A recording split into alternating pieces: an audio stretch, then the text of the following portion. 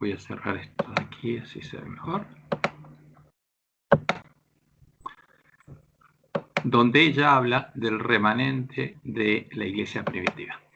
Porque como estuvimos viendo ayer, la iglesia primitiva no fue exterminada rápidamente por Roma, sino que, como Dios había anunciado, la sostuvo en el desierto por 1260 años.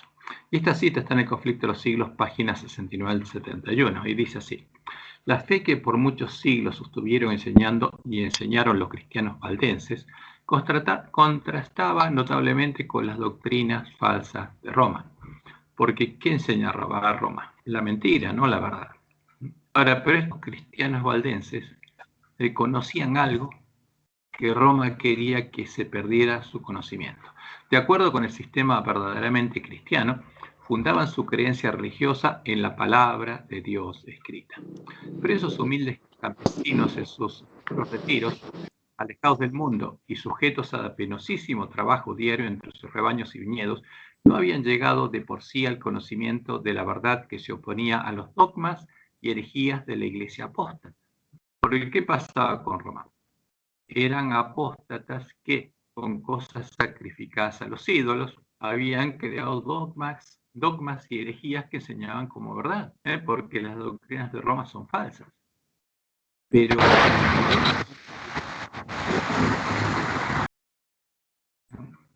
que eran, cuyo remanente eran los valdenses, al final de justamente de los 1260 años de persecución, mantenían la fe de la iglesia primitiva. Y como dice Elena, su fe no era nueva. Su creencia en materia de religión la habían heredado de sus padres. O sea, porque era la iglesia del desierto que mantenía pura la fe de la iglesia primitiva.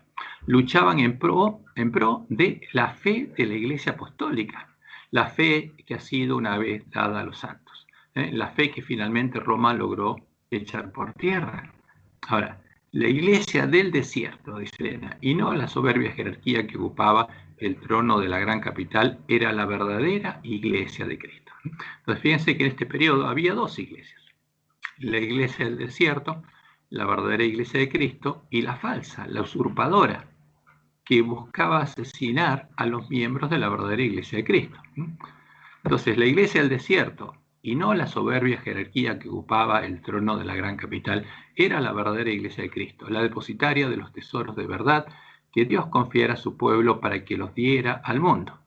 Centenares de años antes de la Reforma, tenían la Biblia manuscrita en su propio idioma. ¿Qué tenían? A los dos testigos, porque estaban profetizando con los dos testigos en sus manos. Tenían pues la verdad sin adulteración, porque Roma, ¿qué tenía? La Biblia católica, la Biblia adulterada. ¿Y qué tenían los verdaderos cristianos? La iglesia del desierto. ¿Y quiénes estaban profetizando en sus manos? Los dos testigos, la verdadera Biblia. Tenían pues la verdad sin adulteración, y esto los hizo objeto especial del odio y de la persecución. Aunque degollados por la espada de Saboya y quemados en la hoguera romanista, defendieron con firmeza la palabra de Dios y su honor. ¿Hasta cuándo?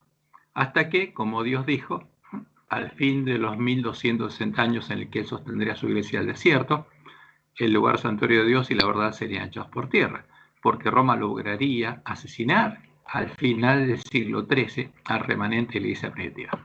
Y como Dios le había anunciado, Él sostuvo su iglesia en el desierto por 1260 años, desde Pentecostés del año 31 hasta finales del siglo XIII, hasta que Roma finalmente logró quebrantar o asesinar a todo el remanente de la iglesia del desierto y dar muerte a los dos testigos, quemando a los últimos ejemplares de la Biblia sin adulteración, y de ese modo echar por tierra la verdad.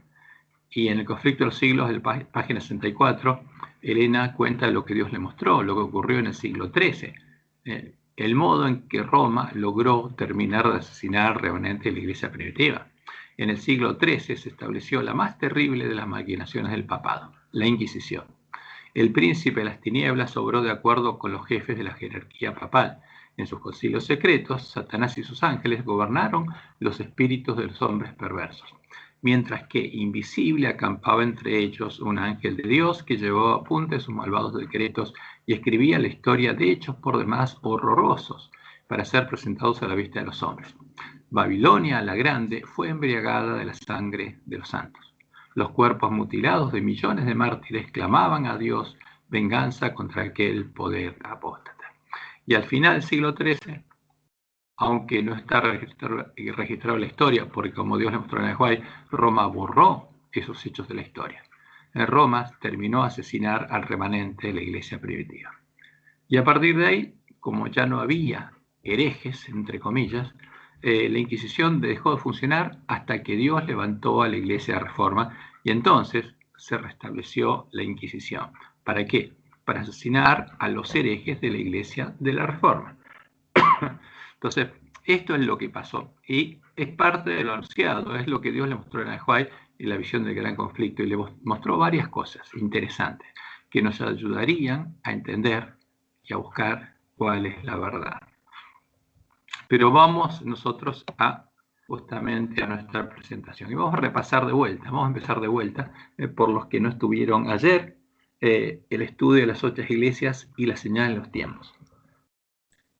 Entonces lo que empieza justamente el Apocalipsis nos muestra que Satanás haría guerra en contra de la iglesia de Cristo. O sea, cuando fuera Cristo levantara su iglesia, y eso ocurrió el 31 después de Cristo en Pentecostés, cuando empezó el ministerio sacerdotal de Jesús y los discípulos entraron al reino de Dios y recibieron poder, entonces ellos fueron hechos parte del reino de Dios. Y como leemos en Apocalipsis 12, del 10 al 14, en ese momento, a partir de ese momento, Satanás empezó a hacer guerra contra la verdadera iglesia de Cristo. Y esos 1260 años, como vimos que Dios les mostró en White, terminaron cuando Roma terminó a asesinar a los últimos cristianos de la iglesia primitiva, que eran los valdenses, los que estaban en las alturas de los valles, justamente del Piamonte, en los Alpes. Entonces leemos en Apocalipsis 12, el 10 al 14. Entonces oí una gran voz en el cielo que decía, ahora, y ese ahora es cuando Jesús venció, ha venido la salvación, el poder y el reino de nuestro Dios. Porque Jesús vino a predicar el establecimiento del reino de Dios, porque Dios iba a establecer su reino entre los hombres. Y ese es el verdadero evangelio, el evangelio del reino de Dios, que tenemos que predicar por testimonio a toda nación, tribu, lengua y pueblo para que llegue el fin. Entonces, y en ese momento vino la salvación, el poder y el reino de Dios y la autoridad de su Cristo, porque ha sido lanzado fuera el acusador de nuestros hermanos, el que los acusaba delante de nuestro Dios día y noche. Porque cuando Jesús murió y nos redimió, Dios no le permitió más a Satanás ir al cielo a acusarnos. Y ellos le han vencido. ¿Quiénes? Los cristianos que creyeron en el Evangelio, por medio de la sangre del Cordero y de la palabra del testimonio de ellos, y menospreciaron sus vidas hasta la muerte, porque empezó a haber mártires, porque Satanás empezó a perseguir a la iglesia y a asesinarla. Por lo cual, alegraos cielos y los que moráis en ellos. ¿Por qué? Porque Satanás no puede ir más a tentarlos a ustedes, pero ay de los moradores de la tierra y del mar. Porque el diablo ha descendido a vosotros con gran ira, sabiendo que tiene poco tiempo. Y cuando vio el dragón que había sido arrojado a la tierra, y que no podía ir más a tentar a los otros seres creados, persiguió a la mujer, que había dado a la luz al hijo varón. Ahora, ¿cuál es la mujer que había dado a luz? La mujer, esta mujer vestida de sol, es un símbolo de la iglesia triunfante, que va a tener hijos. Y el primer hijo de la iglesia triunfante es el primer hombre que triunfó. ¿Quién? Jesucristo, hombre. Porque Jesús es el primogénito entre muchos hermanos que como él triunfarían. Y ese es el evangelio. Entonces, cuando vio el dragón que había sido arrojado a la tierra, persiguió a la mujer que había dado a luz al hijo varón, y a la mujer que después empezó a dar a luz a sus hermanos, porque todos los miembros de la iglesia primitiva eran hijos de Dios que nacían de Dios. Y eran la simiente de la mujer, como Dios prometió en Génesis 3:15. Era la simiente de la mujer que iba a vencer al dragón y a su simiente. Y se le dieron a la mujer las 2 alas de la gran águila, para que volase delante de la serpiente al desierto, a su lugar. Por eso, como dice la White, esta es la iglesia del desierto, la verdadera iglesia de Cristo, a su lugar, donde es sustentada por un tiempo y tiempos y la mitad de un tiempo. Entonces, ¿cuándo empezó este periodo? que no es el periodo del cuerno pequeño, es otro. Pero nuestros primeros hermanos no se dieron cuenta y los mezclaron. Estos 1260 años, hay 3 periodos de 1260 años que no tienen nada que ver con los 1260 años del cuerno pequeño. Estos empezaron en Pentecostés y terminarían en el siglo XIII, como Dios le mostró en Ajuay, cuando Roma levantó la Inquisición y logró asesinar al remanente de la iglesia primitiva. ¿Cómo lo asesinó? Ofreciendo recompensas al que asesinara a un hereje, porque le permitía quedarse con sus tierras y le daba indulgencias y perdones eternos. Entonces la iglesia primitiva fue sustentada por Dios por 1260 años, como anunciaba la profecía. Y en este periodo pasó algo más. Como la iglesia primitiva era el reino de Dios y era el templo de Dios, porque Dios moraba en ellos, era el templo del Espíritu Santo de la promesa, ese templo fue perseguido por los gentiles por 1260 días o 42 meses, hasta que la ciudad de Dios, el santuario de Dios, fue echado por tierra.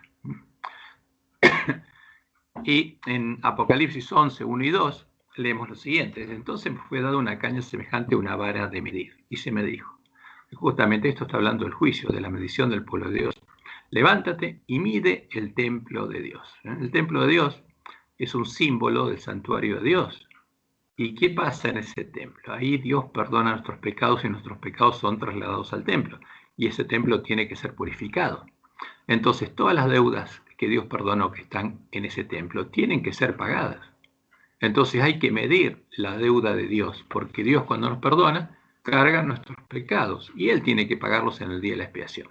Por eso necesitaba manifestar su justicia, como dice Pablo en Romanos 3, ¿cómo Dios iba a pagar después de habernos perdonado los pecados? Porque el perdonar no es un atributo divino como se dice. El que perdona tiene que pagar. Ahora, cualquiera puede perdonar, pero solo puede perdonar si puede pagar. Entonces, si uno le dice a otro, viene un sacerdote católico, te dice yo te perdono, ¿y cómo vas a pagar? ¿Por qué? Porque significa yo tomo tu deuda. Perdonar significa eso. Ahora, Dios perdonó nuestros pecados, pero el perdonar no es porque fuera un atributo divino, sino que Él se comprometió a pagar. Y si Jesús no vencía, ¿con qué pagaba Dios? No tenía con qué. No es una cuestión como un déspota que puede decir yo te perdono. No. Como dice el verdadero evangelio y lo muestra la Biblia, Dios, al perdonar nuestros pecados, los carga y se hace responsable de pagarlos. Por eso necesitaba manifestar su justicia, que Jesús triunfara, porque si Jesús no vencía, todos los pecados que había perdonado los seguía cargando Él. Y no podría ser declarado justo en su juicio. Entonces el juicio, fíjense, ¿a quién se mide? Al templo, símbolo de Dios, porque Él carga nuestros pecados hasta el día de la expiación, cuando va a tener que pagar por los pecados perdonados, porque el que nos perdona es Él. Y la ruta, digamos, del pecado es la siguiente, o sea, el pecador que va a Dios arrepentido y le pide a Dios que lo perdone, y Dios lo perdona, ¿qué hace? Toma ese pecado, lo quita de él y lo carga al santuario, y ahí se acumulan los pecados, pero el santuario tiene que ser purificado. ¿Y el altar cuál es? Esa es la justicia de Dios, y nuestra justicia es justamente la moneda, o sea, el modo en que Dios va a pagar. ¿Con qué va a pagar? Con su justicia manifestada en el altar, que es un símbolo de la sangre de Cristo. Ahora, ¿y a quién se juzga? No solamente se juzga al templo de Dios, se juzga a Dios, se juzga a su justicia, se juzga a los que adoran dentro del templo.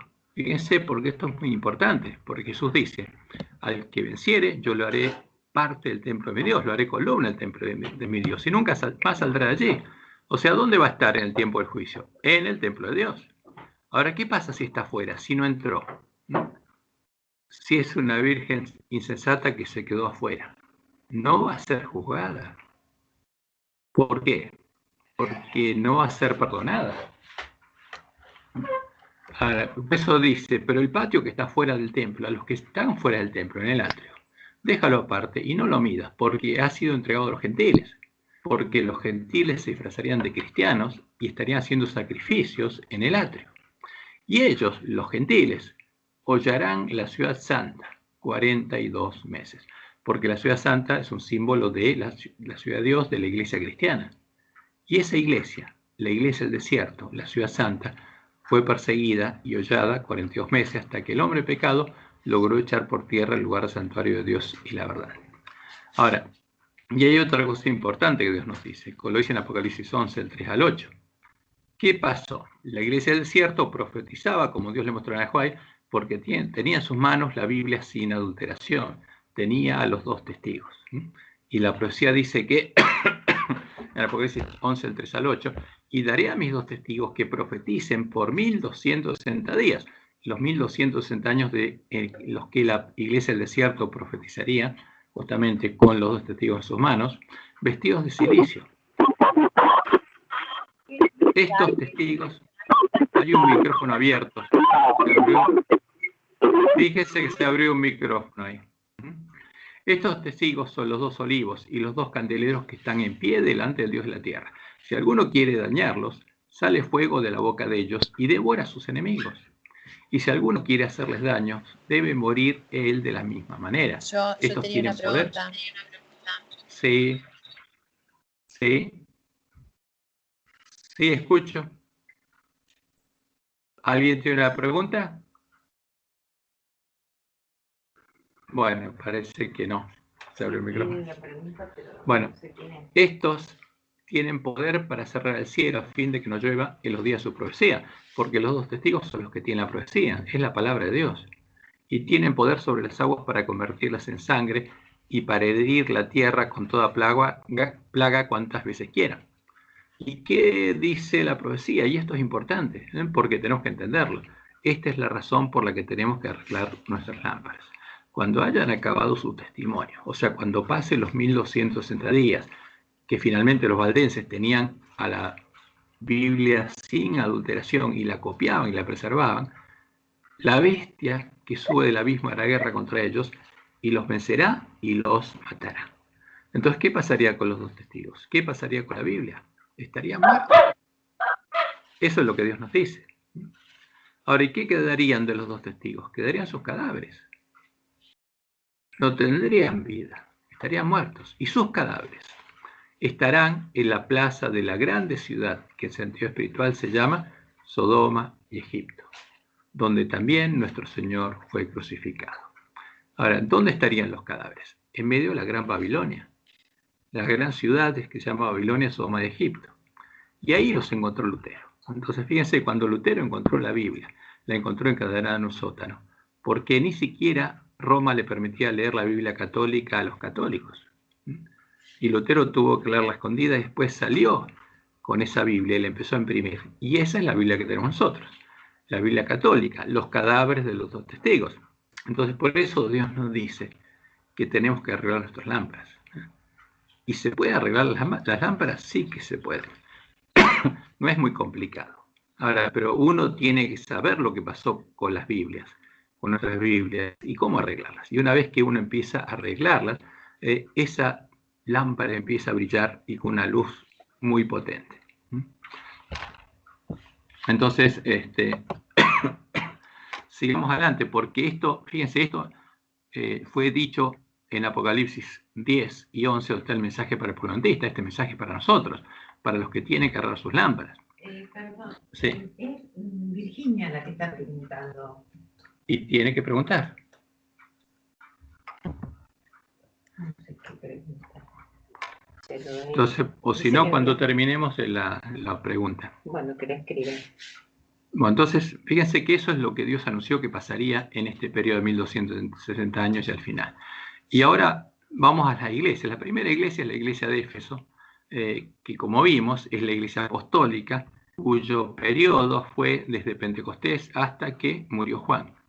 Pero en el año 93, cuando Jesús le manda su mensaje a la iglesia de Éfeso, este pueblo, que había trabajado arduamente y había justamente tenido el amor de Dios en el corazón, se estaba durmiendo. No es que su fe se hubiera corrompido. ¿Por qué? Porque era pura, como Jesús le dice. Yo conozco tus obras y tu arduo trabajo y paciencia, porque esta iglesia es la que predicó el Evangelio en una generación en todo el mundo conocido, y que no puede soportar a los malos, y has probado a los que se dicen ser apóstoles y no lo son, y los has hallado mentirosos. O sea, nadie podía engañarlos, porque conocían la palabra de Dios, y probaban a todo el que se decía apóstol.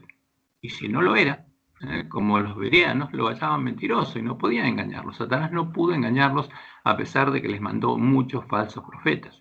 Y has sufrido, y has tenido paciencia, y has trabajado arduamente por amor de mi nombre, y no has desmayado. Pero tengo contra ti que has dejado, dice, tu primer amor. ¿Qué pasó? Se estaban enfriando. ¿Por qué? Porque ellos habían llegado a creer que Jesús iba a venir antes que muriera Juan. Y cuando se enteraron que no era así, se estaban enfriando. Ahora, entonces Jesús los amonestó por medio de este mensaje en el año 93, y ellos recuperaron su primer amor. Por eso Jesús le dice, recuerda por tanto donde has caído y arrepiéntete y haz las primeras obras. Pues si no, vendré pronto a ti y quitaré tu candelero de su lugar si no te hubieras arrepentido. Pero se arrepintieron. Porque ¿qué pasó en el año Juan? Y esto es importante porque aunque hay 7 etapas de la iglesia y Jesús ubica esta etapa como estando en 7 lugares geográficos distintos, es la misma iglesia, son las mismas personas. Porque cuando en la última generación de Éfeso, el año 100, muere Juan, la composición de iglesia cristiana es la misma. ¿Por qué? Después, cuando empieza el periodo de Esmirna, solo falta Juan, pero están todos los demás. O sea, los mismos que estuvieron en la primera etapa de Esmirna son los que Jesús amonestó antes y que ahora se habían arrepentido y habían vuelto a hacer las primeras obras y ahora eran ricos.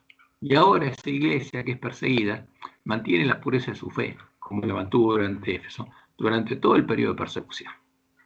Y viene el periodo de Esmirna, donde la iglesia es perseguida. Y el periodo de Esmirna, como Jesús lo anunció, terminaría con 10 años de persecución, porque la iglesia cristiana fue perseguida desde Nerón en adelante con diferente intensidad, pero el circo romano era el lugar donde los llevaban y la peor persecución vino a partir del año 303, cuando Diocleciano decretó el exterminio de los cristianos. Y vamos a ver qué pasó ahí, porque es importante entender qué pasó. ¿Por qué Diocleciano decretó el exterminio de los cristianos? Y esa persecución duró hasta el año 313, cuando Constantino decretó libertad religiosa y sedujo a los apóstatas. ¿Por qué?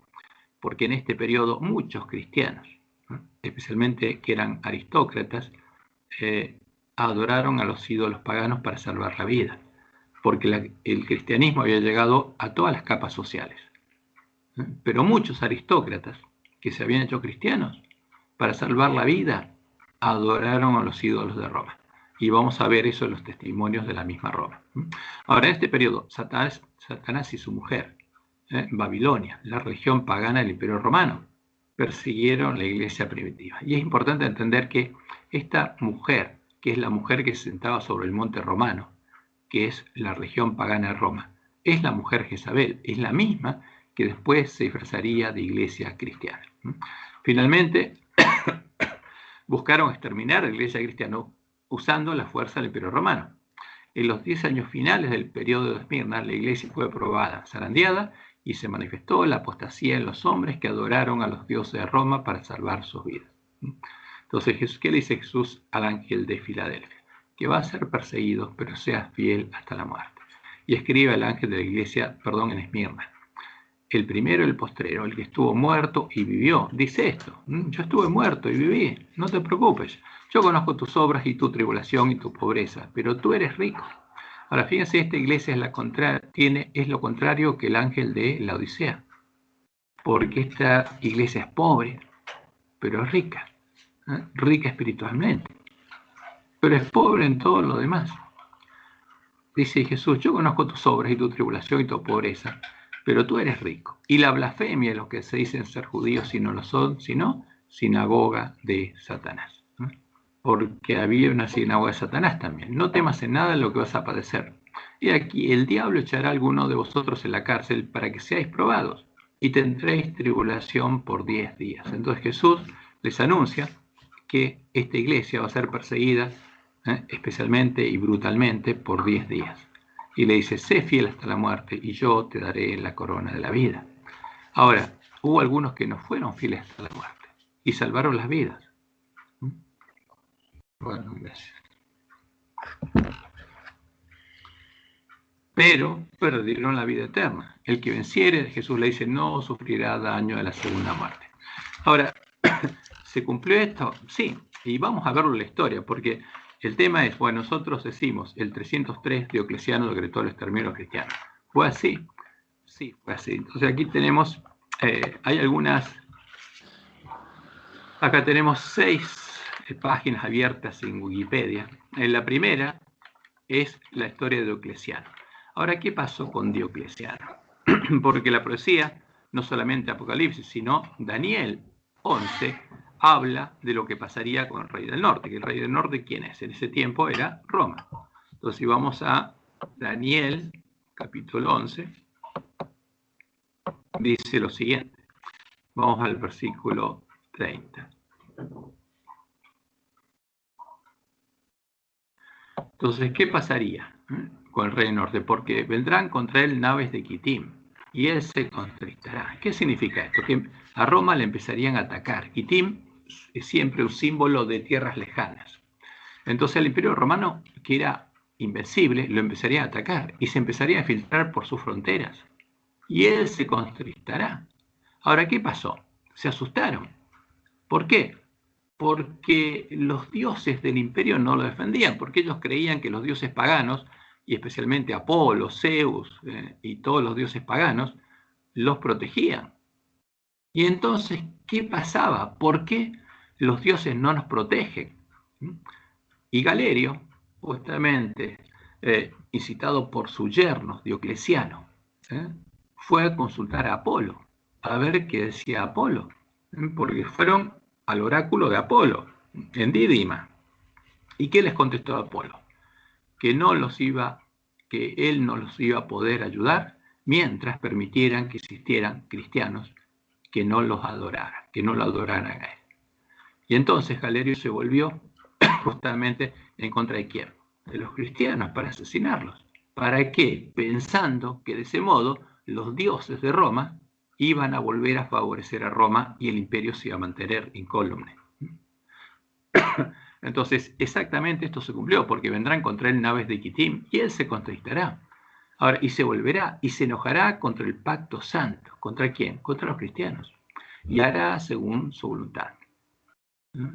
Y después, ¿qué haría? Volverá, pues, y después de perseguir al pueblo de Dios, se entenderá con los que abandonen el santo pacto, con los apóstatas que hubo en este periodo de 10 años de persecución.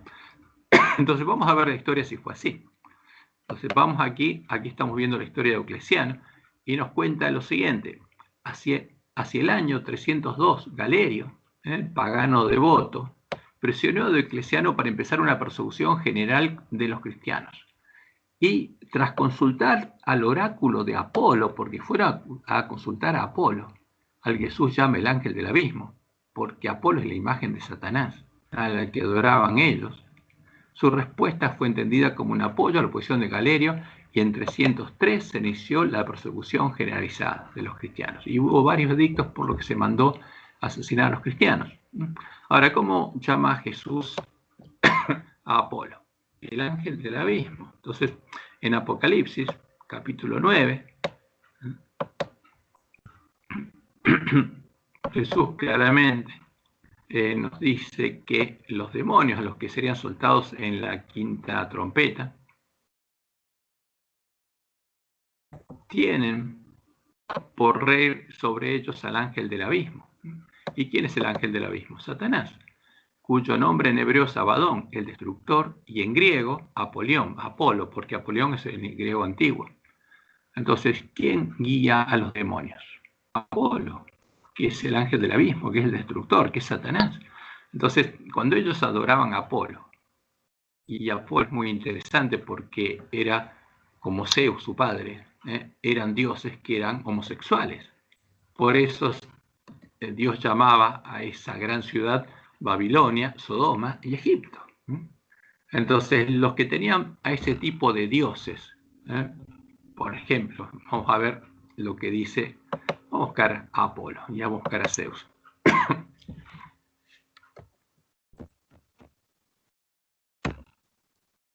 Apolo, no apologista.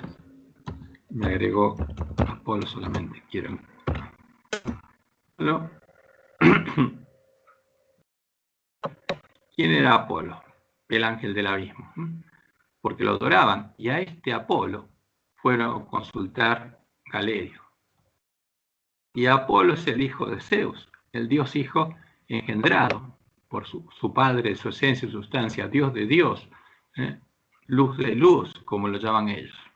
Y es importante esto porque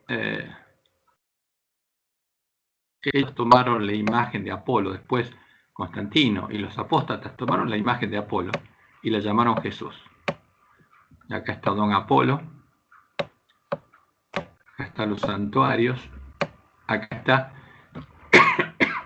el Acrópolis de Delfos, donde fueron a consultar a Apolo, porque acá estaba el oráculo de Delfos que consultaba a Apolo, y ahí fueron a consultarlo Galerio y Diocleciano a Apolo, y ahí Apolo le contestó por medio de su oráculo. Pero lo que les quería mostrar, los atributos, los símbolos, cómo lo adoraban, la influencia de Apolo en el arte, porque era el dios de la música y del arte, toda la mitología de Apolo, a la guerra de Troya, las musas de Apolo.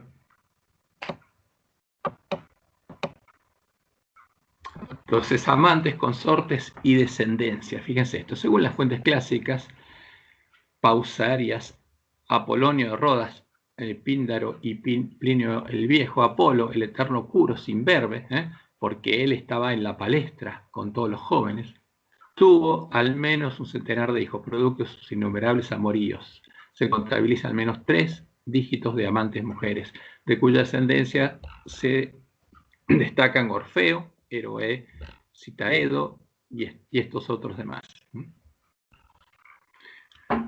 Entonces acá están las amantes de Apolo, las amantes mujeres.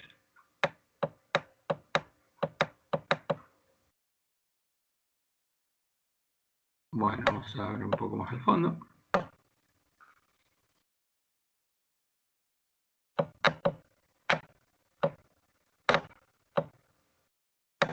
Sí, ya voy.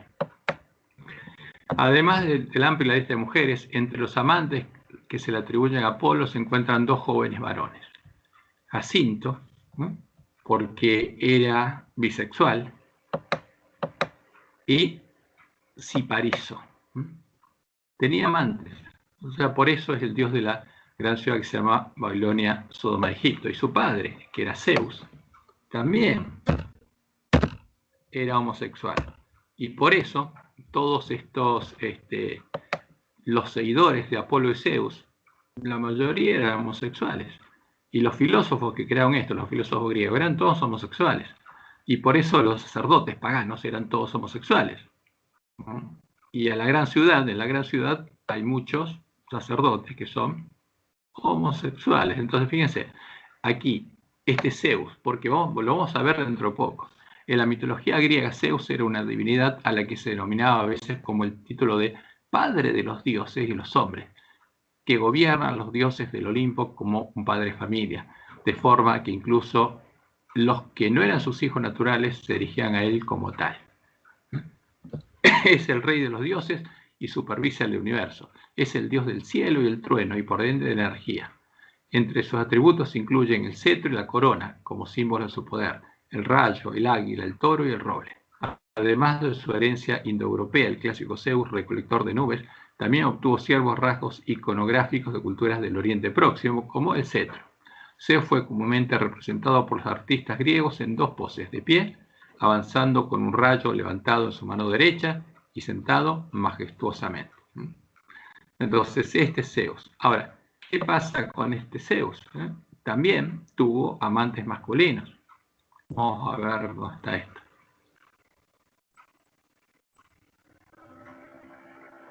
Acá están los templos de Zeus. Bien. Aquí está, fíjense, La emblemática vara arcaica con cabeza de águila sobrevoló sobre el periodo clásico. Zeus, servido por Ganímedes en una crátera ática. Pero fíjense, vamos a ver, voy a buscar directamente a Ganímedes para que vean quién es Ganímedes y qué hizo Zeus. Entonces Ganímedes era un niño que Zeus raptó y lo tuvo como amante. Era un pedófilo, claro, era pedófilo.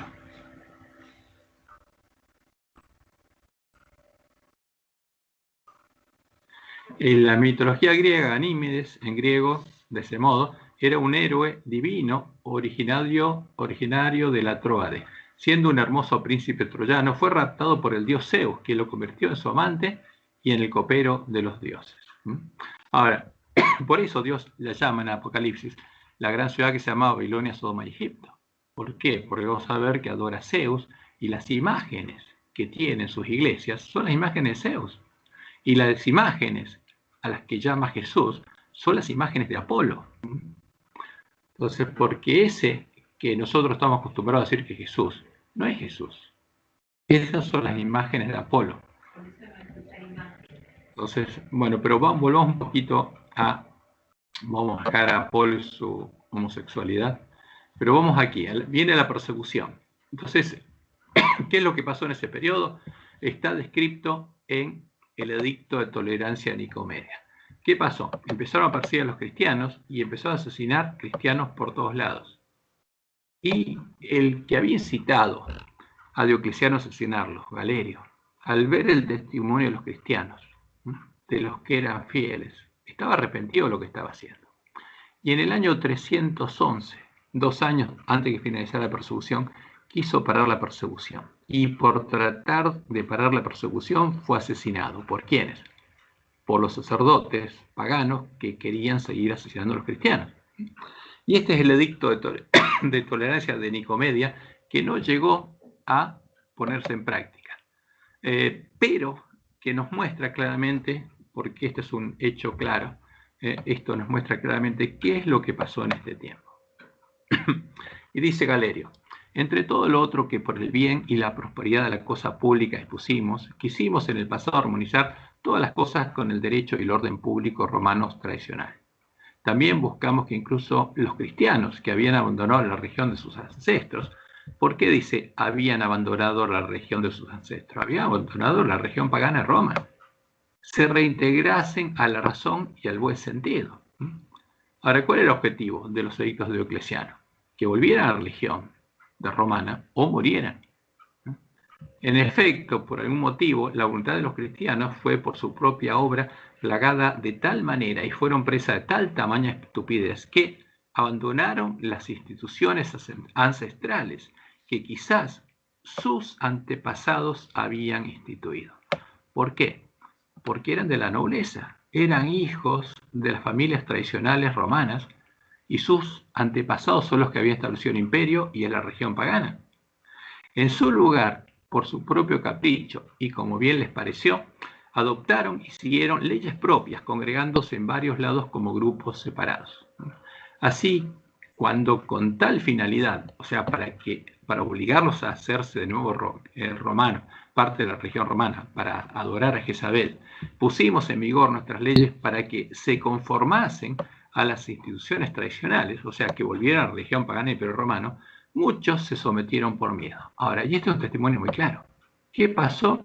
Muchos se sometieron por miedo. Otros fueron incluso abatidos. Entonces, los cristianos hubo 2 grupos. A los que Roma logró capturar, muchos se sometieron por miedo y otros fueron fieles y murieron. Fueron fieles hasta la muerte. Ahora, ¿qué pasó con estos muchos? Porque Galerio estaba preocupado por estos muchos. Ahora, y estos muchos, Galerio los conocía, porque eran aristócratas y habían apostatado. Ahora, ¿qué pasaba con esto? Y estos son a los que Constantino seduciría, son los que abandonaron el Santo Pacto, como la profecía indicaba. Entonces vemos el cumplimiento exacto de la profecía. Y como Dios le mostró en el Ajuay, los rastros de la verdadera iglesia la encontramos en las acusaciones de sus enemigos. ¿Y qué pasó con estos muchos? Aún así, muchos perseveraron en su propósito y constatamos que no observaban la reverencia a los dioses de la religión de vida, ni tampoco aquella del Dios de los cristianos. ¿Por qué? Porque apostataron, adoraron a los dioses de Roma, salvaron la vida, pero después no siguieron adorando a los dioses de Roma, porque no creían, no eran paganos, pero habían apostatado y tampoco adoraban al Dios de los cristianos. Como Dios le mostró a Nehuay, antes se elevaban la bandera un blanco puro que decía pureza y santidad de Jehová, y ahora ni adoraban a los ídolos paganos la bandera negra, ni adoraban a Jehová. O sea, lo único que les había importado era salvar la vida, y Diocleciano lo sabía. Ahora, pero él sabía y veía el testimonio de estos cristianos, y eso le llamaba la atención. Entonces, dice lo siguiente: habida cuenta de nuestra gran clemencia e inveterada costumbre de indulgencia que ejercitamos frente a todos los hombres, creemos que debemos extenderla también a este caso. De tal modo, pueden nuevamente los cristianos reconstituirse. Entonces, ¿qué le dice? Pueden nuevamente los cristianos reconstituirse a los apóstatas, así como sus lugares de culto, siempre que no hagan nada en contra del orden público. Entonces, ¿qué quiere? Que los cristianos apóstatas que él conocía, que no se reunían en ningún lado ni adoraban a ningún dios, vuelvan a ser cristianos. Ahora, ¿por qué? Por el testimonio de los cristianos que murieron. Y fíjense cómo termina la carta. Por medio de otra carta indicaremos a los magistrados cómo deben conducirse. En razón de esta, nuestra benevolencia, deberán orar por nuestra salud y la del imperio. ¿Cómo? El emperador pidiendo a los cristianos que vuelvan a adorar a su Dios y que le oren a ese Dios por la salud y la del imperio. ¿Qué quiere decir? ¿Galerio se convirtió? ¿Quiere que oren por él ante el Dios de los cristianos y por el imperio? Cuando él llevó a Diocleciano a visitar a Apolo y Apolo les dijo que los asesinen. Entonces deberán orar por nuestra salud y la del imperio. ¿A quién? Al Dios de los cristianos, a Jehová, para que el imperio pueda continuar incólume y para que puedan vivir en seguridad en sus hogares. ¿Qué pasó? Al día siguiente lo mataron. ¿Por qué? Como el sumo pontífice romano, porque al ser el emperador romano, el sumo pontífice de la región pagana, iba a pedirle, darle libertad a los cristianos de adorar a su Dios, y además pedirle que oren a su Dios por la salud del imperio. Ahora, fíjense, pero esto es muy importante, es muy interesante, porque es el efecto que se da en las personas que ven el testimonio de los mártires de Jesús. Y Galerio es el que incitó la persecución. Pero fue muerto y este edicto no se implementó. Pero lo que nos dice claramente es que hubo muchos cristianos que apostataron, y especialmente los aristócratas. Y como vamos a ver, a esos es a los que Constantino sedujo. Y como Dios lo ha anunciado, la persecución duró 10 años. Hasta que Constantino emitió el edicto de Milán en el año 313, en el junio del año 313. Y ahí fue para la persecución. Entonces, ¿qué dice el edicto de Milán?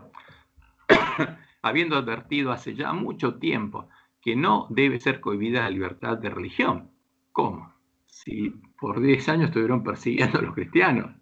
Bueno, pero él dice, habiendo advertido ya hace mucho tiempo que no debe ser cohibida la libertad de religión, sino que ha de permitirse al arbitrio y libertad de cada cual se ejercite en las cosas divinas conforme al parecer de su alma, hemos sancionado que tanto todos los demás, cuanto los cristianos, conserven la fe y observancia de su secta y religión, que a los cristianos y a todos los demás se conceda libre facultad de seguir la religión que a bien tenga, a fin de quien quiera que fuera el numen divino y celestial pueda ser propicio a nosotros y a todos los que viven bajo nuestro imperio. Entonces, ¿qué dice Constantino? Cambia el enfoque. ¿Por qué? Porque Satanás se le apareció, porque era el sumo pontífice romano. Él se comunicaba con los dioses. ¿Y qué pasó? Satanás se comunicó con él. Por medio de una visión, le mostró el sol con una cruz en el medio, y él se quedó asombrado. Y esa noche, Satanás le dio un sueño en el cual le explicó que él era Cristo. O sea, que el Dios Sol era Cristo y que ese era su símbolo. y que con ese símbolo vencería a los cristianos, y que tenía que introducir ese símbolo en medio de los cristianos, para que los cristianos adoraran ese símbolo, al sol con la cruz, como si fuera Cristo. Y eso es lo que haría Constantino para lograr vencer a los cristianos. Entonces, por eso viene este sentido ecuménico. ¿Qué dice Constantino? Que todos oren a todos los dioses para el bien del Imperio Romano. O sea que todos los dioses juntos tienen que trabajar para Roma. No algunos, dice, todos. Y empieza y establece la libertad religiosa. Entonces, vamos a ver entonces cómo sigue la profecía en el Apocalipsis.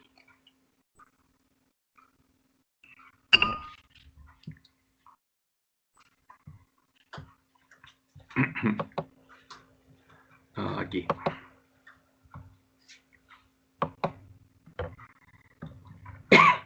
Entonces, como vemos, Esmirna se cumplió exactamente como Dios dijo, y en el 303 empezó el periodo de persecución, y 10 años después paró la persecución. Y en ese periodo hubo apostasía. Ahora, esa apostasía Jesús la anunció en el mensaje a Pérgamo, porque aquí los apóstatas, como dice Daniel 11, 30 y 31, serían seducidos por ¿quién? Por el rey del norte, porque el rey del norte querría formar fuerzas especiales, con las cuales quedarse con el control de la iglesia cristiana. Entonces viene el periodo de Pérgamo. ¿Y qué pasa ahí? En este periodo Constantino sedujo a los apóstatas con sus regalos y promesas de autoridad y poder, y ellos lo ayudaron a disfrazar al dios de las fortalezas, al dios de Roma, al dragón de Dios y de Cristo, y a Jezabel de iglesia. Eso es lo que pasó ahí. A la región pagana Imperio Romano la disfrazaron de iglesia. Y el mensaje de Jesús es claro, y escribe al ángel de la iglesia en Pérgamo. Entonces, primero la iglesia está en Éfeso, la misma iglesia está en Esmirna, y ahora está en Pérgamo. ¿Y qué pasa en Pérgamo? El que tiene la espada aguda de 2 filos dice esto: yo conozco tus obras, y dónde moras, dónde está el trono de Satanás. Ahora, esto es muy claro. Esa iglesia estaría morando donde está el trono de Satanás. ¿Y dónde estaba el trono de Satanás? En Roma. ¿Por qué? Porque en Roma estaba la sede del emperador romano y la sede del sumo pontífice romano. Estaba la cabeza de Jezabel y la cabeza del imperio. Y las dos funciones las tenía Constantino. Porque Constantino era tanto el emperador romano, y en la batalla contra Magencio había vencido, había unificado el imperio, y era el sumo pontífice romano. Las dos cosas, era la cabeza de Jezabel. Y entonces, ¿qué dice Jesús al ángel de Pérgamo? Le está diciendo algo que el ángel de Pérgamo no se imaginaba. ¿Por qué? Porque Constantino levantó una iglesia en el palacio imperial de Letrán. Como los cristianos no tenían iglesia, él los sedujo para establecer una iglesia y les dijo: reúnanse en mi casa. ¿Y cuál era la casa de Constantino? La casa del emperador romano y el sumo pontífice romano, donde tenía el trono sumo pontífice romano y donde se comunicaba con Satanás. Entonces, exactamente en ese lugar, que después llegó a ser la morada oficial de los papas, Constantino y los apóstatas establecieron una iglesia, en el lugar donde Dios le había prohibido a su pueblo reunirse, porque nunca tenía que adorarlo en lugar que los paganos habían adorado a sus dioses. Pero en este caso, no solo estaba el sumo pontífice romano, estaba Satanás ahí. Entonces Jesús le dice: yo conozco tus obras y donde moras, donde está el trono de Satanás, el trono que Constantino daría al Papa, y el Papa pondría la basílica de Letrán. Pero retienes mi nombre y no has negado mi fe.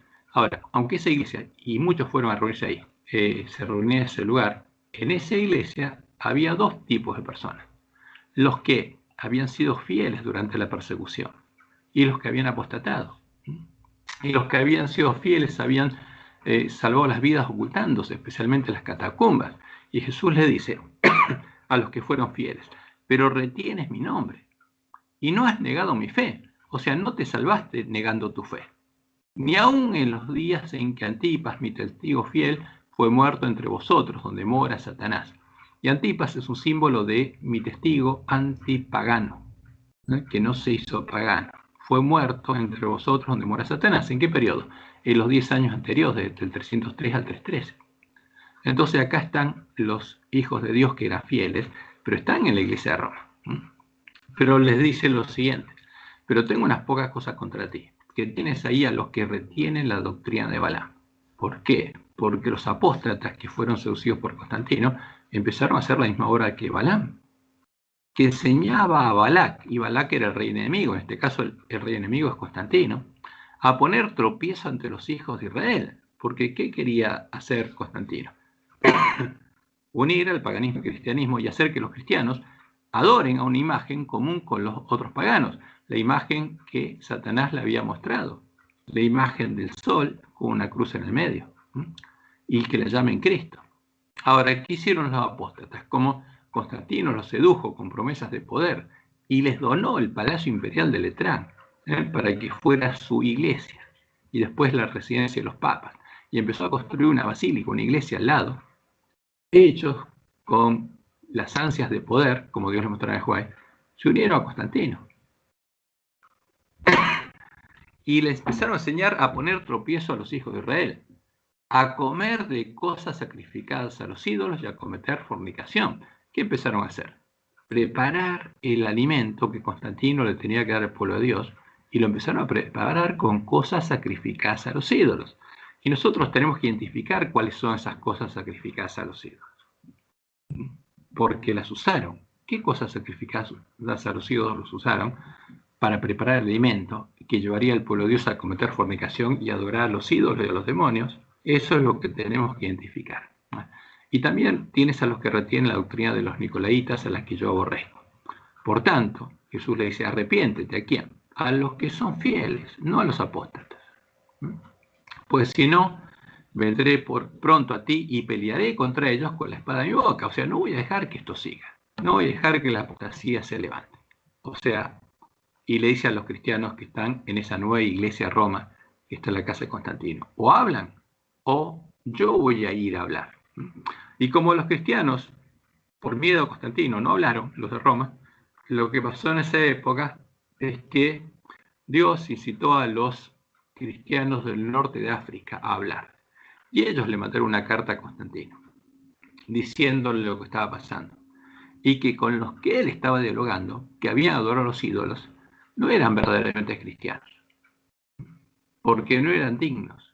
Y le mandaron una carta diciéndole cuáles las condiciones que decía la Biblia que tenía que cumplir un diácono y un anciano, un obispo, de las cartas de Pablo a Timoteo y las otras cartas. Y se la mandaron a Constantino. Y en ese tiempo, Constantino, cuando se reunió la iglesia en su casa, había nombrado a un obispo que se llamaba Melquiades. Y cuando recibió esta carta de los cristianos, los reunió a los que estaban con él en lo que se llama el primer concilio de Arles, porque el primer concilio que se llevó a cabo fue en Letrán, en la casa de Constantino, donde constituyeron esta iglesia y nombraron a Melquiades como anciano u obispo de la nueva iglesia de Roma. Y después, en Arles, Constantino los reunió y quiso entender si era verdad o no. Y cuando se enteró que era verdad eso, ¿qué hizo? Era un político y no tenía ningún escrúpulo. Hizo que Melquiades muriera de muerte natural, como dice Roma, en el concilio. Y en ese concilio nombraron a otro obispo, que era familiar de Constantino y que no había apostatado. ¿Y cómo se llamaba? Silvestre I. Y este Silvestre I llegaría a ser el Papa. Ahora, ¿quién estaba manejando esta iglesia? Constantino estaba en su casa y él la llevaba de un lado a otro. ¿Y qué hizo Silvestre? Fue un títere de él. Ahora, pero Silvestre hizo todo lo que Constantino le decía. Y vamos a ver lo que hizo Constantino. Pero las palabras de Jesús se cumplieron exactamente. Entonces, ¿qué pasó en este periodo de Pérgamo? Uno puede decir, bueno, claramente en el 313, primer concilio de Letrán, se estableció en la casa de Constantino la iglesia, la nueva iglesia de Roma, y se eligió a Melquiades. En el 314, enero del 314, murió Melquíades de muerte natural cuando los cristianos del norte de África, y especialmente el obispo de Cartago, Donato, le mandó esa carta a Constantino. Y a partir de eso, los apóstatas le juraron la muerte a los que ellos llamaban los donatistas, que eran cristianos fieles del norte de África. Y finalmente, San Agustín los terminó de asesinar. Pero volvamos un poquito acá. Entonces, después de eso, los apóstatas, como Dios les mostró en el Juan, aconsejaron a Constantino establecer el domingo como día de descanso dominical obligatorio y lo ayudaron a crear la doctrina de Jezabel. Entonces, en el 321, Constantino decretó el descanso dominical obligatorio y Silvestre I trasladó el sábado al domingo. Y en ese momento ya empezaron a cambiar los tiempos y la ley. ¿Por qué? Porque estos apóstatas que en el año 314 rechazaron la amonestación de Dios, que Dios le envió por medio de su palabra, porque peleó contra ellos con la espada de su boca, y el rechazar la amonestación de Dios y ponerse a rebeldía abiertamente contra Dios, porque lo que hicieron en Arles fue terrible. Cuando uno ve lo que decretaron en Arles fue terrible. No lo vamos a ver, pero ahí Dios los dejó, se hicieron habitación de demonios, y siendo guiados por los demonios, en el 321 guiaron a Constantino a establecer el domingo como día de descanso dominical obligatorio en todo el Imperio Romano, y ellos empezaron a adorar en domingo, empezaron a cambiar los tiempos y la ley. Y estos apóstatas, ahora, con la ambición de poder que tenían, guiaron a Constantino a llamar a un concilio. Y en el 325 Constantino convocó al concilio ecuménico de Nicea. Y en ese concilio terminó de hacer la obra de Balaam. Con cosas sacrificadas a los ídolos, terminaron de definir a lo que la Biblia llama la imagen del Dios de la fortaleza, la imagen de Satanás a la que adorarían. Y en Daniel 11 se lo llama la abominación desoladora, el ídolo del desolador, el ídolo en cuya defensa el desolador asesinó al pueblo de Dios. Y Jesús, justamente en Mateo 24, dice que ese ídolo es el que va a aparecer antes de su venida. Pero vamos un poquito adelante. Entonces ahí terminó Pérgamo. Y después viene el periodo de Tiatira. Entonces, a partir de cuando termina el periodo de Pérgamo, Constantino le da su trono, su poder y su autoridad como sumo pontífice romano al obispo de Roma. Y el obispo de Roma se transforma en papa, porque ahora no solamente es obispo de Roma, sino también es sumo pontífice romano. Es cabeza de Jezabel, porque el título de Pontifex Maximum significaba que era el pontífice máximo dentro de la región pagana del Imperio Romano. Entonces ahora el obispo de Roma también es cabeza de la región pagana de Roma, que se une a los apóstatas, a la iglesia que Constantino, la nueva iglesia universal de Roma, Constantino estableció en su casa, y la mujer Jezabel se disfraza de iglesia y empieza a darle a comer al pueblo de Dios del vino de fornicación, empieza a enseñarle su doctrina, la doctrina que lleva a conocer las profundidades de Satanás. Empieza el periodo de Tiatira. Y este periodo de Tiatira es el periodo en el cual la nueva iglesia universal o católica Imperio Romano persigue a la iglesia del desierto hasta que el lugar santuario de Dios y la verdad son echados por tierra.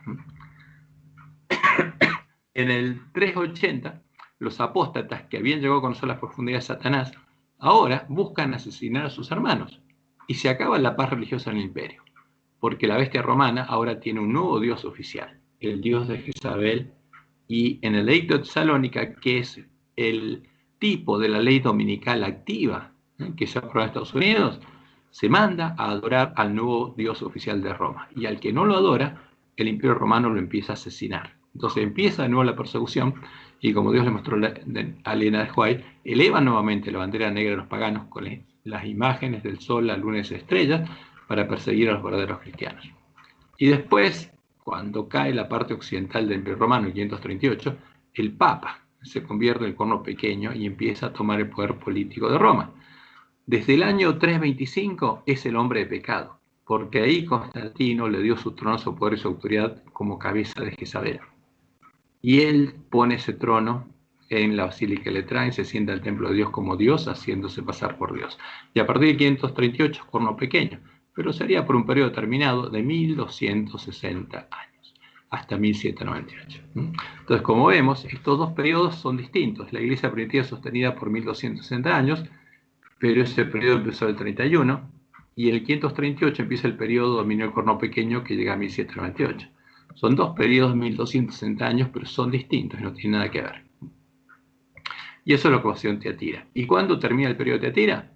Cuando el corno pequeño logra exterminar a la iglesia del desierto, logra asesinar a todo el remanente de la iglesia primitiva, y el lugar santuario de Dios y la verdad son echados por tierra. Y por supuesto en ese momento da muerte a los dos testigos. Eso es lo que pasó en la historia. Ahora vamos a ver esos hechos que pusimos acá, pero tenemos que verlos. ¿Son hechos o no son hechos? Porque cuando uno ve hechos, está hablando de hechos y no los puede negar. Tiene que entenderlos, pero no puede negarlos. ¿Y cuál es el mensaje de Jesús al pueblo ahora que está en medio de Tiatira? Mientras Jezabel le da a comer al pueblo de Dios la comida que preparó Balaam, y asesina al remanente de la iglesia primitiva. Porque Tiatira es el periodo en que Jezabel asesina a los profetas de Jehová y pone delante del pueblo de Dios a los profetas de Baal, porque lo hace adorar a Baal. Y este es el mensaje de Jesús. Y escribe al ángel de la iglesia en Tiatira: yo conozco tus obras, y amor, y fe, y servicio, y tu paciencia, y que tus obras postreras son más que las primeras, porque esa iglesia se esforzó y actuó como hacía la profecía. Pero tengo unas pocas cosas contra ti, que toleras que esa mujer Jezabel, que se dice profetiza, o sea, Jezabel, ¿quién es? Profetiza de Baal, sacerdotisa de Baal, es la región pagana y imperio romano que ahora se llama Iglesia Cristiana, que se dice profetiza, enseña y seduzca a mis siervos a fornicar y a comer cosas sacrificadas a los ídolos. ¿Por qué? Porque les enseña su doctrina, y esa doctrina es la que hace que los hombres adoren a ídolos. Y a sus hijos dice heriré de muerte, porque al que tiene esa doctrina no puede vivir. Pero a vosotros y a los demás que están en Tiatira, a cuantos no tienen esa doctrina y no han conocido lo que ellos llaman las profundidades de Satanás,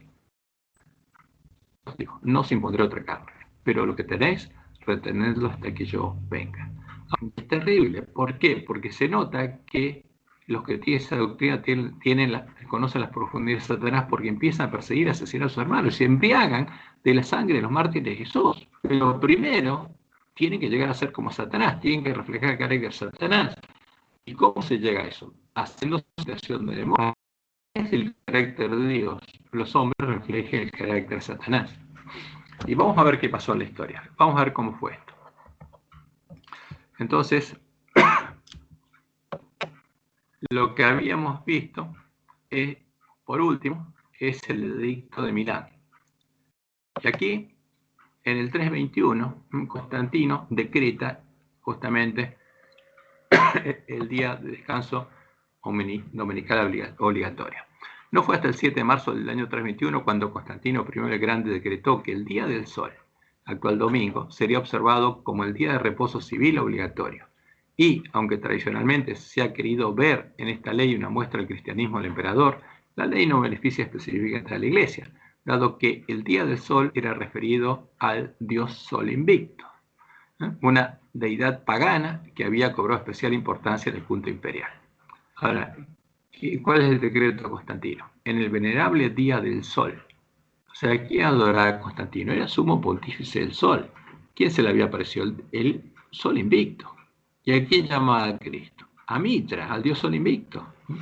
En el venerable Día del Sol, que los magistrados y la gente residente de las ciudades descansen y que todos los talleres estén cerrados. En el campo, sin embargo, que las personas ocupadas en la agricultura puedan libremente y legalmente continuar sus quehaceres, porque suele acontecer que otro día no sea apto para la plantación de viñas o de semillas, no sea que por descuidar el momento propicio para tales operaciones, la liberalidad del cielo se pierda. ¿De quién está hablando? ¿Qué Dios es el que ordena sembrar el domingo? ¿Qué Dios es el que establece que el domingo propicio para sembrar es el domingo? ¿Y qué van a decir cuando se siembra el domingo? El Sol Invicto, es Satanás. Dios no estableció ninguna de estas leyes. Por eso quería que lo adoren el domingo. Dado el 7º día de marzo, y esta es la fecha que lo dio en el año 321. Ahora, ¿qué pasó simultáneamente? Los apóstatas que le aconsejaron hacer esto, trasladaron el sábado al domingo. A ver si tengo las citas de Elena, creo que las tenía por acá. A ver si están... creo por acá. Bueno, aquí tenemos lo que Dios le mostró a Elena White que pasó en ese tiempo de forma simbólica, la visión del gran conflicto. Ella dice, esto me fue presentado de la siguiente manera. Una gran compañía de idólatras paganos llevaba una bandera negra, sobre la cual se veían figuras del sol, la luna y las estrellas. Esta compañía, justamente que es la región pagana imperio, que adoraba a Zeus y Apolo, etc., parecía feroz y airada. Se mostró luego otra compañía que llevaba una bandera de un blanco puro, sobre la cual estaba escrito pureza y santidad a Jehová. Entonces, fíjense acá hay dos banderas. Una bandera negra y una bandera de un blanco puro. En una hay figuras de los dioses romanos. Y en la otra solo una inscripción, pureza y santidad a Jehová. Porque los miembros de la iglesia primitiva adoraban al Dios de Israel, a Jehová. Y esa es la bandera que Dios le dijo a Elena White que tenemos que elevar nosotros. No la bandera negra de los paganos con las figuras del sol, la luna y las estrellas, sino la blanca. Porque al mostrarle eso, Dios le dijo, este es el estandarte de ustedes, del pueblo que va a recuperar el conocimiento de la verdad de la iglesia primitiva y va a tener la fe de la iglesia primitiva, la fe que una vez fue dada a los santos. Sus rostros se distinguían por su gran firmeza y una resignación celestial. Vi a los paganos idólatras acercárseles y hubo una gran matanza. Dios le mostró la matanza de los 10 años que fueron del 3 al 313.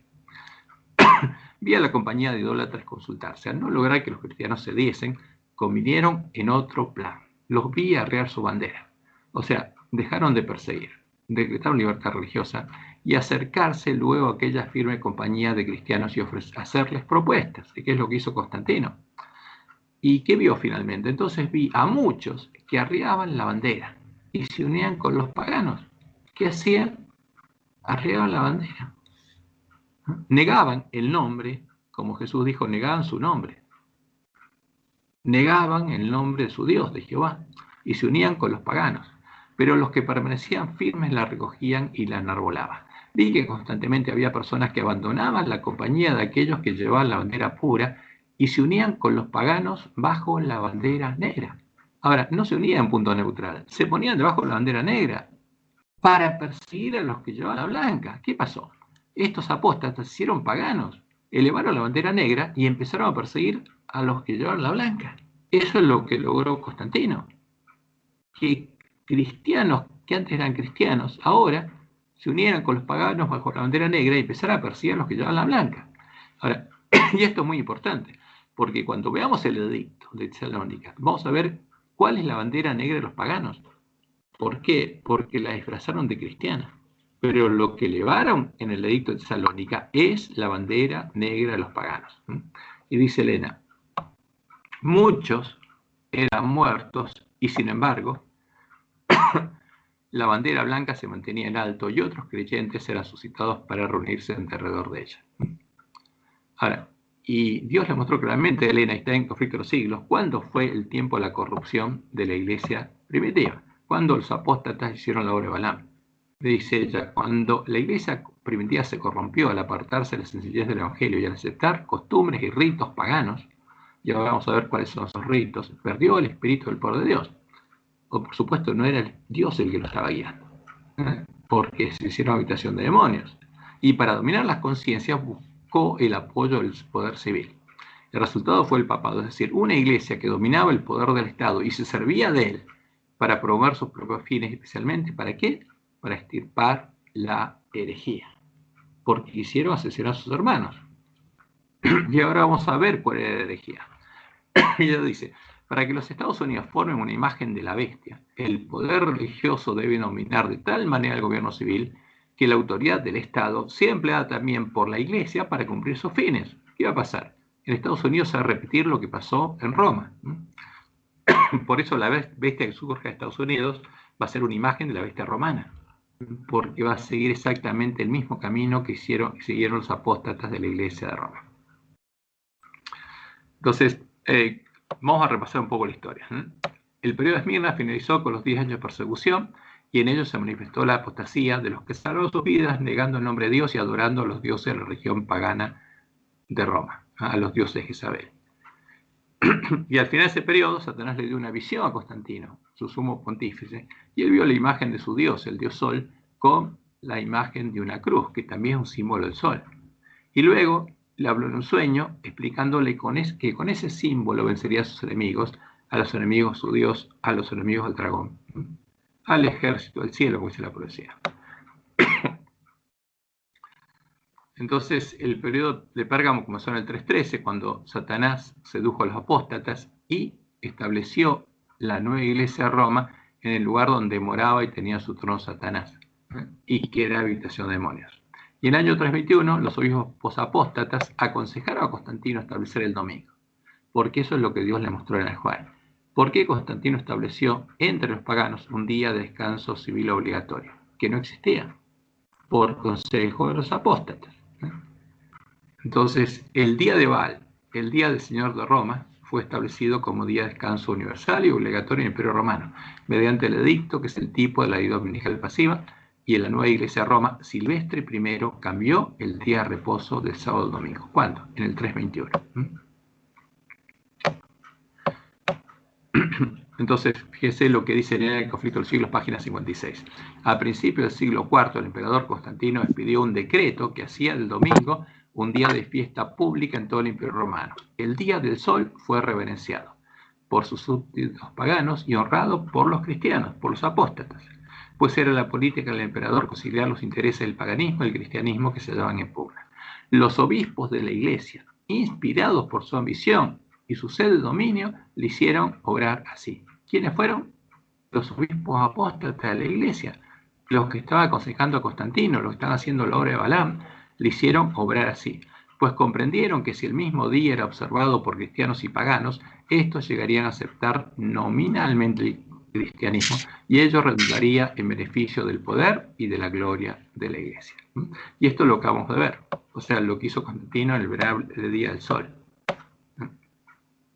En el 525, en el Concilio de Nicea, se define el credo de Nicea, donde se disfraza la bandera negra de los paganos de cristiana y se define la doctrina de Jezabel.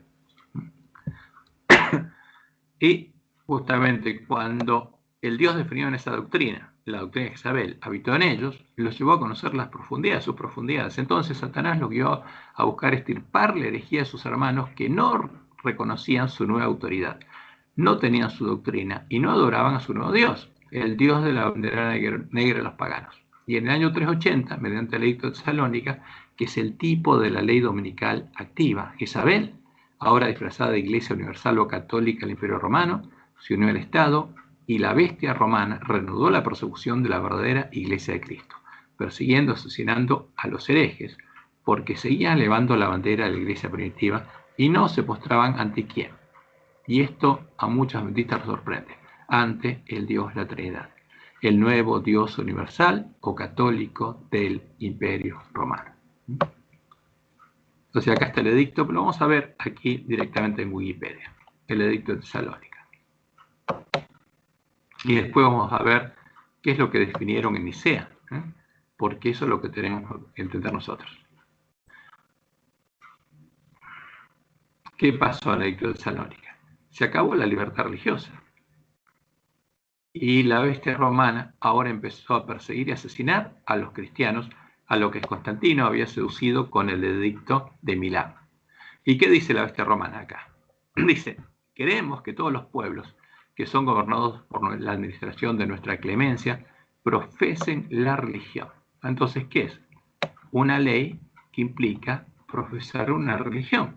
El edicto que establece el domingo como día de descanso dominical obligatorio, que es el tipo de la ley dominical pasiva, obliga a descansar el domingo, pero no obliga a adorar a nadie. Simplemente es una ley donde prohíbe trabajar y todos tienen que descansar. Esa es la ley dominical pasiva. Pero a los cristianos no les generó ningún problema, simplemente no trabajaban el domingo. pero no adoraban en domingo, ni al Dios del domingo. Y como Dios le mostró a Nehuay, esa ley dominical pasiva a nosotros tampoco nos va a generar un problema. El problema es el segundo, la ley que obliga a adorar a la imagen, a las imágenes del sol, la luna y las estrellas que estaban en la bandera negra de los paganos, que obliga a adorar al nuevo Dios oficial de Roma. Porque ahí sí, los cristianos, de nuevo, estaban en la obligación de adorar al Dios de la bandera negra de los paganos, que ahora está disfrazado de cristiano, o morir. Y los fieles prefirieron morir antes que negar a su Dios y apostatar de Jehová. Entonces, ¿qué dice? Queremos que todos los pueblos que son gobernados por la administración de nuestra clemencia profesen la religión. O sea, y profesar la religión es adorar a un Dios. Porque si yo adoro a Baal, mi Dios es Baal, mi religión es la adoración de Baal. Y si adoro a cualquier Dios, esa es mi religión. Porque la religión es ligar a un hombre con un Dios. Entonces el Imperio Romano impone una religión que dice que el divino apóstol Pedro dio a los romanos, que hasta hoy se ha predicado como él la predicó. Y es mentira. Y que es evidente que profesan el pontífice de Dámaso. ¿Por qué? Ahora, el obispo de Roma es sumo pontífice romano, por eso se llama pontífice, y es Dámaso, el papa Dámaso, el que manda crear después la Biblia católica. Y el obispo de Alejandría también profesa esta religión, dice Pedro, hombre de santidad apostólica. Y ahora definen la religión. Esto es, según la doctrina apostólica y la doctrina evangélica, creemos en. Ahora, fíjense, acá hay un credo. ¿Y qué pone? El credo de Nicea. Entonces, el Imperio Romano cree en que en la divinidad única del Padre, del Hijo y del Espíritu Santo, bajo el concepto de igual majestad y de la piadosa Trinidad. Creemos en la Trinidad. El Imperio Romano cree en la Trinidad y ordena justamente que todos adoren al Dios de la Trinidad.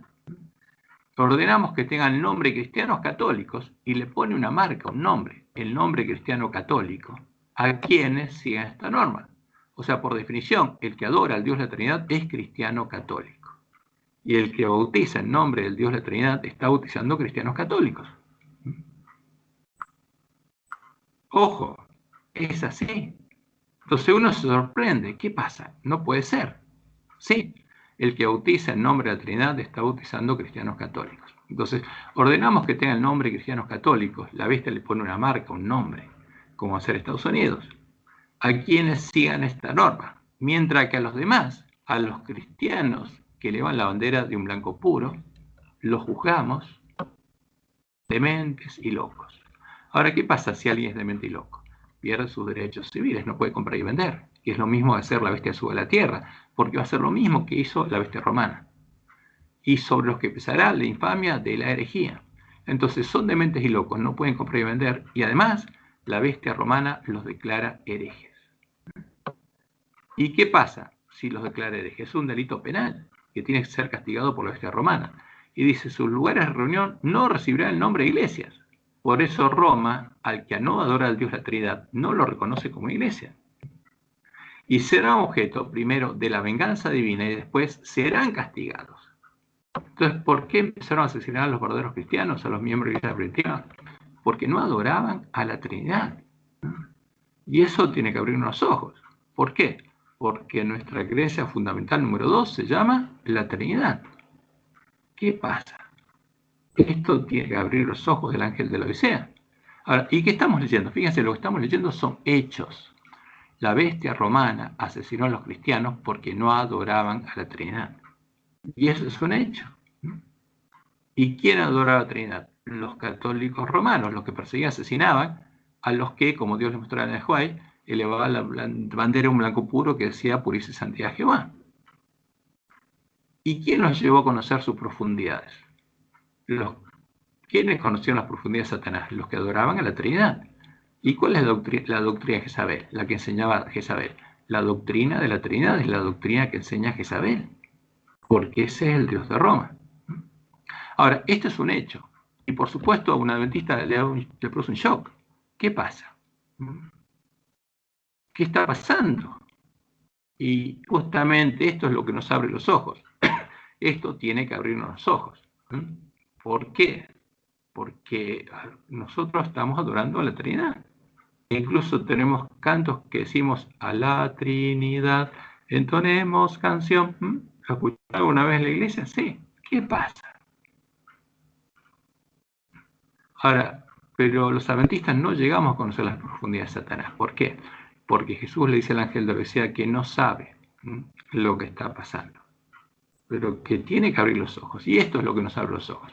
Entonces, fíjense, esto nos muestra que los cristianos no adoraban la Trinidad, que la Trinidad es la doctrina de Isabel, y que los que tenían la doctrina de la Trinidad y sabían que era falsa, porque los apóstatas venían a la iglesia primitiva y conocían la verdad. Y mientras se predicaba el conocimiento de la verdad, el que adoraba la Trinidad lo hacía conscientemente. Se hacía habitación de demonios y llegaba a conocer las profundidades de Satanás. Ahora, ¿qué pasa con nosotros? Nosotros no lo sabemos, no sabíamos. Y si cometimos pecados, y como Dios dice, habría abominaciones en la iglesia, serían pecados de ignorancia, que Dios nos perdonaría. Ahora, pero el problema es lo que implica, justamente, adorar a la Trinidad. ¿Qué implica? Y lo vamos a ver cuando estudiamos un poco profundamente lo que pasa con el ángel de la Odisea. Entonces volvemos aquí, porque ya se nos extendió mucho el tiempo, y vamos a resumir donde estamos nosotros. Ahora estamos en el tiempo de Jezabel. Entonces, ¿qué pasó acá? Entonces llega el tiempo de Teatira, pues ya en el 325 fue definida la doctrina de la Trinidad con cosas sacrificadas a los ídolos, como vamos a ver, y los apóstatas llegaron a conocer las profundidades de Satanás. Por eso en el 380 empieza a asesinar a sus hermanos y empieza a embriagarse la sangre de los mártires de Jesús. ¿Qué pasa en el año 381? En el 381 los católicos se dividen en dos. ¿Por qué? Porque en el 325 también estaban divididos, pero Constantino los unió. Entonces, cuando estudiemos el credo niceno, vamos a ver que ese credo une a católicos arrianos y católicos trinitarios en un mismo credo. Pero los dos eran católicos, porque los dos eran ayudantes constantinos. Los dos estaban trabajando para crear la religión universal del Imperio Romano, y los dos usaron las mismas cosas sacrificadas a los ídolos. Entonces, el que me dio es Constantino para que estuvieran unidos, y él empezó a repartir iglesias entre arrianos y trinitarios. Entonces, para que no hubiera peleas, por ejemplo, en Roma, en Alejandría estableció obispos trinitarios. Y en Constantinopla, donde él mudó la capital del Imperio Romano, estableció un obispo arriano. Entonces había obispos arrianos en las iglesias católicas por todo el Imperio Romano. ¿Qué pasó en el 381? Una pelea interna, Constantino había muerto, se pelearon y triunfaron en el concilio de Constantinopla, triunfaron los trinitarios y excomulgaron a los arrianos, a los católicos arrianos.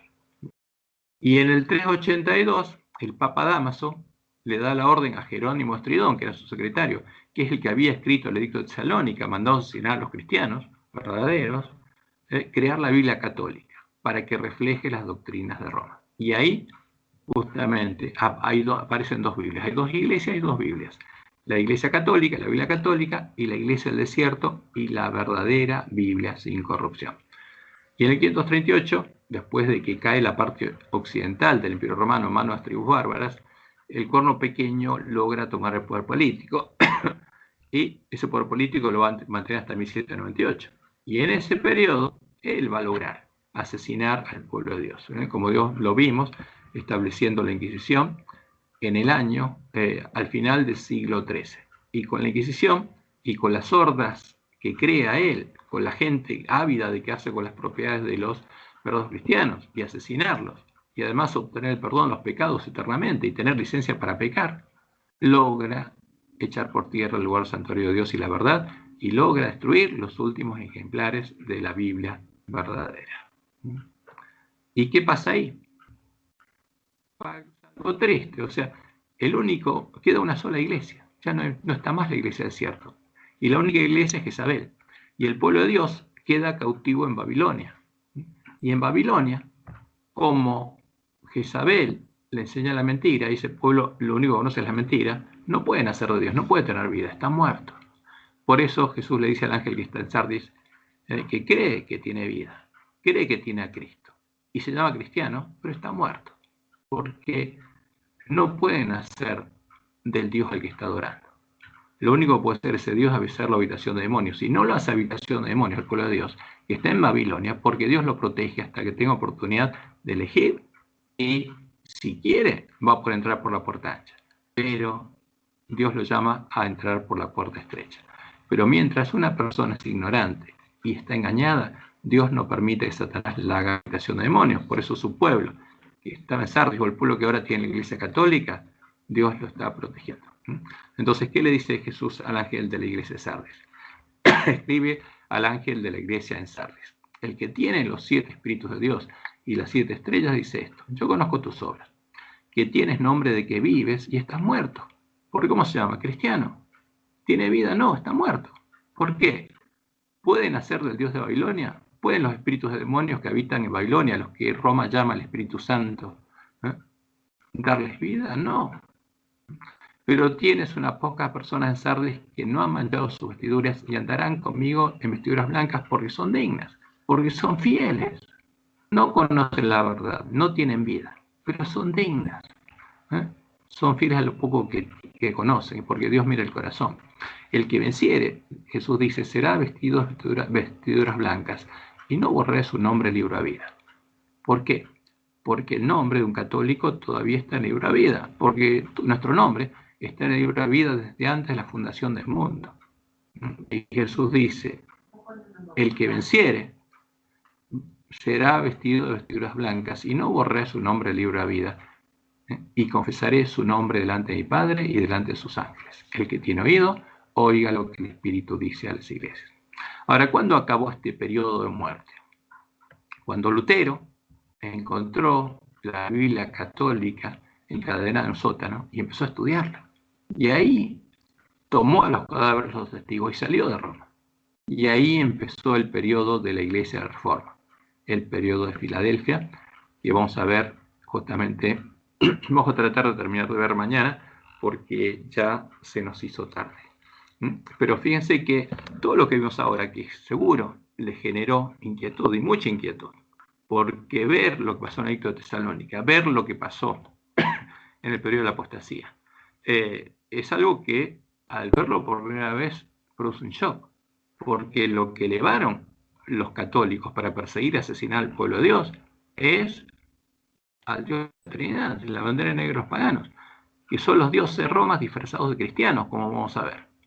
Pero los verdaderos cristianos no adoraban a la Trinidad y fueron asesinados y fueron fieles a Dios y fueron perseguidos y asesinados por no adorar a la Trinidad, que en Daniel 11 se lo identifica como la abominación desoladora, la abominación del desolador, el ídolo del obispo de Roma, el desolador, en cuya defensa asesinó al pueblo de Dios.